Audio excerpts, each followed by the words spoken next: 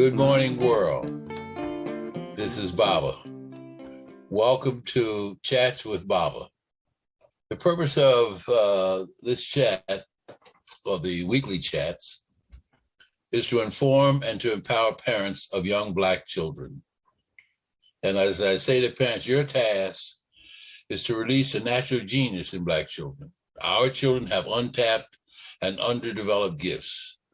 The quality of experience and exposure lays the foundation for life. So the goal is to strive for excellence. Today, I want to talk about, I've been talking about the kinds of things you do with children to enrich their development and to expose them to certain things that will put them on this trail of unlocking their genius. And remember, on this trail, this is a journey.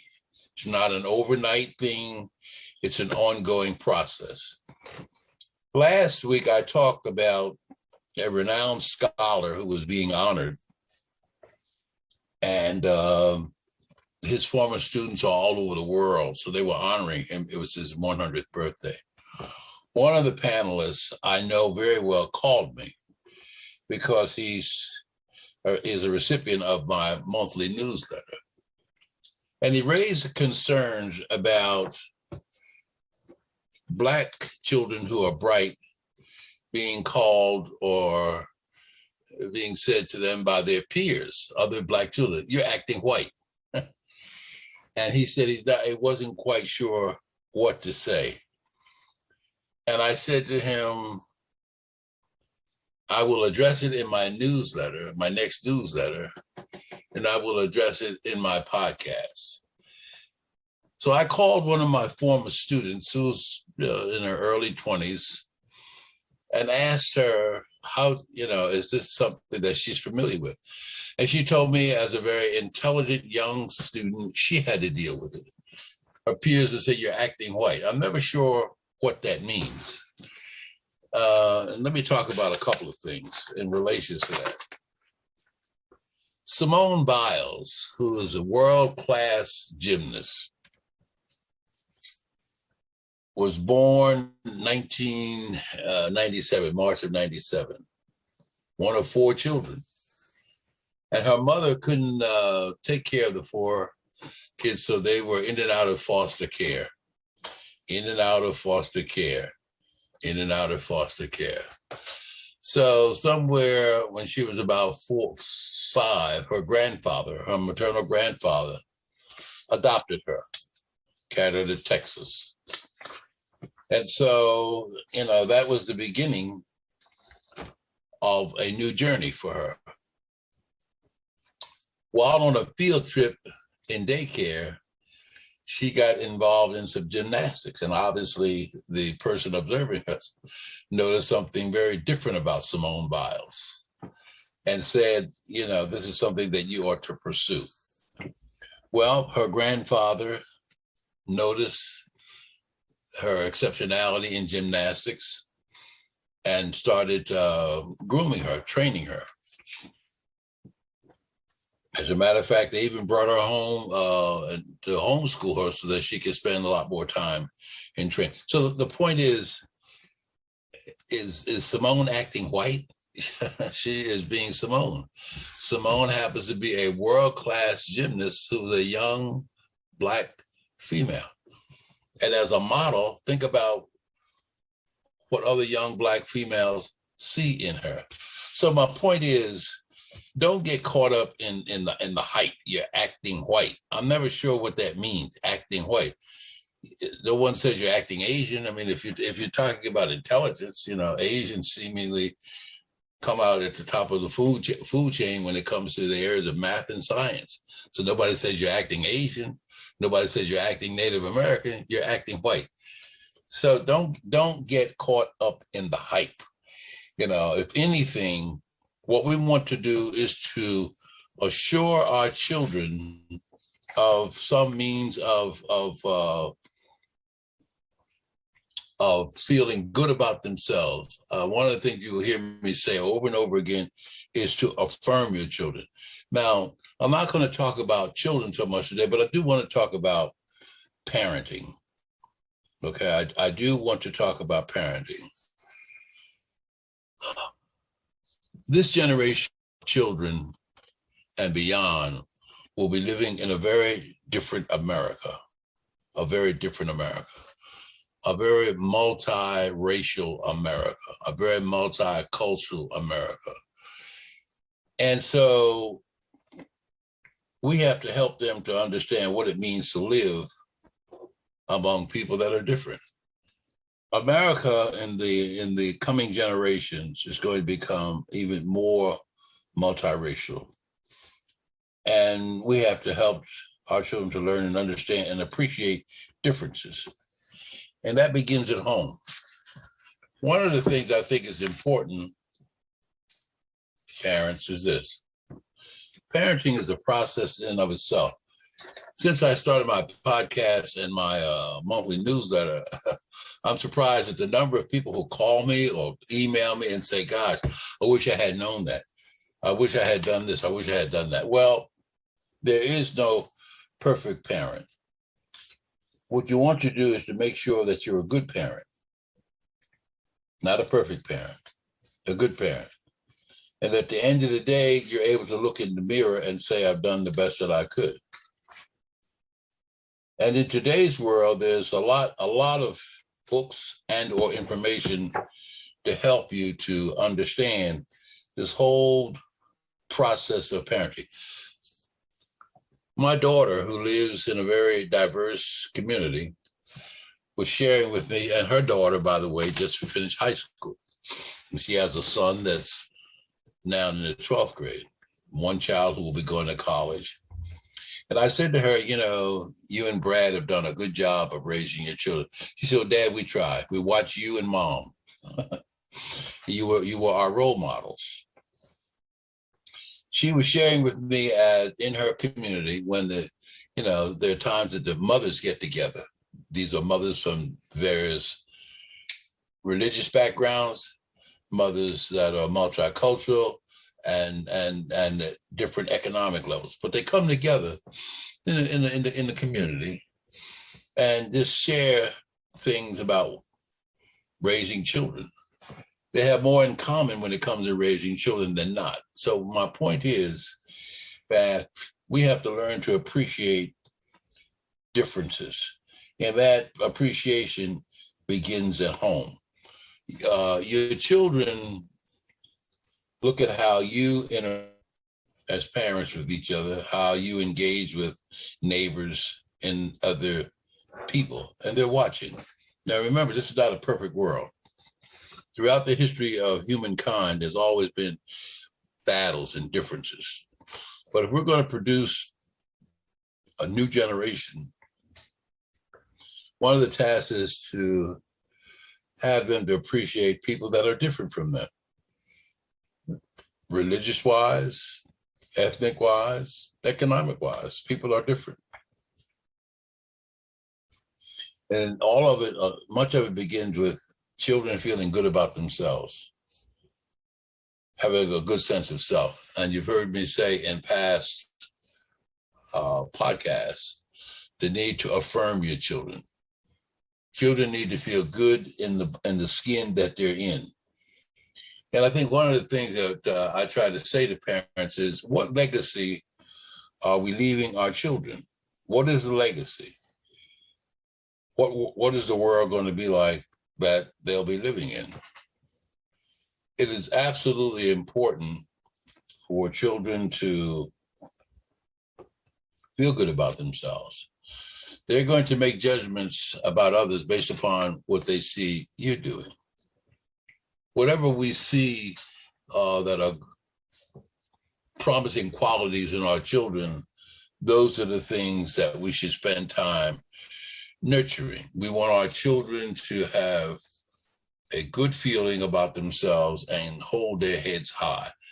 Hold their heads high relative to their own personal well-being. You know, I'm often reminded, we talk about holding your head high. Now, this may sound a little gruesome, but I'll share it anyhow.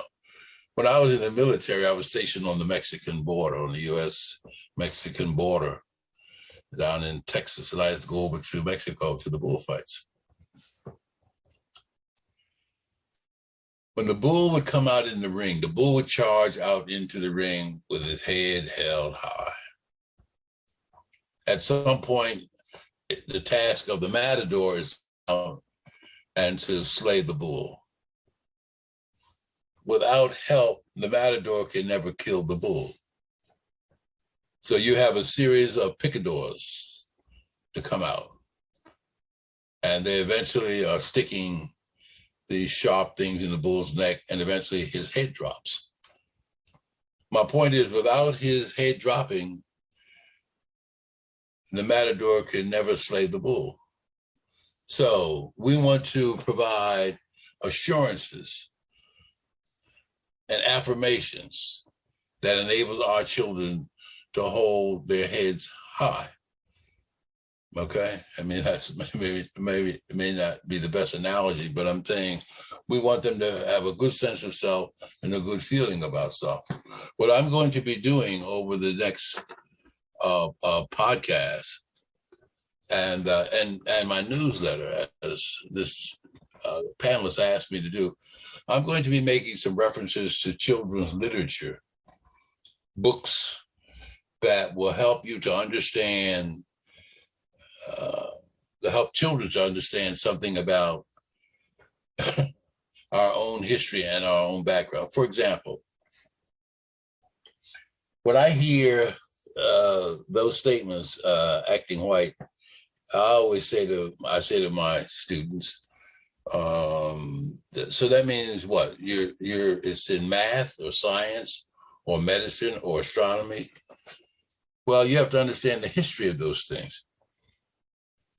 Most books in America begin with Eurocentric thought of Plato, Aristotle, Socrates. Long before these Greek philosophers and educators and historians, there was the history of Africa. And if you understand the history of Africa, you understand that math, science, medicine, astronomy, archaeology, architectural design, all had its beginning in Africa. And so many folks are surprised by that. I said, no. That's because you need to read and understand history. So what I'm saying to you as a parent is that I will be sharing with you books and other materials that you can read for yourself. And there are some that are appropriately written for young children to understand our own history and beginning. So it's not about like acting white. It's about developing a sense of intellect, a sense of intelligence, so that you can have a good feeling about our own history. And I think those things are critical and are important. So, moving forward, remember, America is the demographics of America, that is people that live in America, are changing and changing rapidly. During the time when I was in graduate school, they had a lab school there, and I enrolled my son in the lab school. Today, Jim is in his middle 50s, so this goes back a few years. While Jim was in the lab school, he was the only Black kid in the school, and he was 3. And Jim had an afro that looked like Angela Davis. It's quite a afro. And he'd come home and I, talk to him about his experiences in the school. He said, "Daddy, they want to touch my hair all the time. Why do they come up and pat my hair? They're doing this and doing that." I said, "Well, Jim, you're different. Are there any other children in the program that look like you?" He said, "No, they're all white children." "Does that bother you?"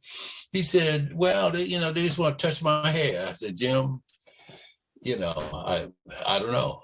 Maybe they wish their hair could be like yours, son. You are different." my point is, I didn't get into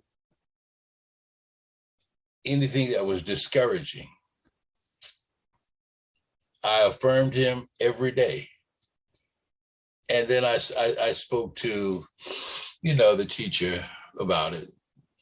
And she said she noticed it. They would just go up and want to touch his hair. I said, well, Jim, your hair is like a crown, son. Think about royalty wearing a crown. I would make light of it. That's my point. I would make light of it. They don't get caught up in the hype. Like I said, at the end of the day, you want to make sure that you've done all of what you could do to be a good parent, not a perfect parent. One of the things I think is important with young children is to have a mirror. Have them look at the mirror, have them look at themselves and ask questions. What do you see? Do you like what you see? And listen to their responses. To a lot of, some of us are uncomfortable in our skin simply because there's so much negativity about some people of color. Now, we come in all shades, all sizes, all shades. So I think it's important that you, as a parent, help your children to be comfortable and to trust themselves. If we're going to make this world any better for our children, then a lot has to do with preparing this generation. We're never going to have a perfect world. I don't know what it is about mankind, humankind, that we're constantly bickering. So, but if we can leave a legacy of acceptance, of appreciation, maybe somewhere down the road, we can have a better world for our children to live in. So again, think about somebody like Simone Biles, who happens to be one of the top gymnasts, who was a good role model for all children, not just Black children, but for all children. But she is a young Black female, and she is just accelerating. And it started in her preschool years.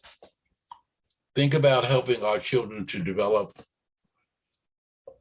a likeness for differences, folks that don't necessarily look like us. So what I'm going to do, and you'll see this, those of you that have access to my newsletter, I'm going to speak about this again next week, but I'm also going to give you some references. So I'm going to go to the bookstore and talk to the young lady who was our guest last week about appropriate books. And one of the things is for you to constantly read to them and helping them to accept who they are and have an appreciation for themselves.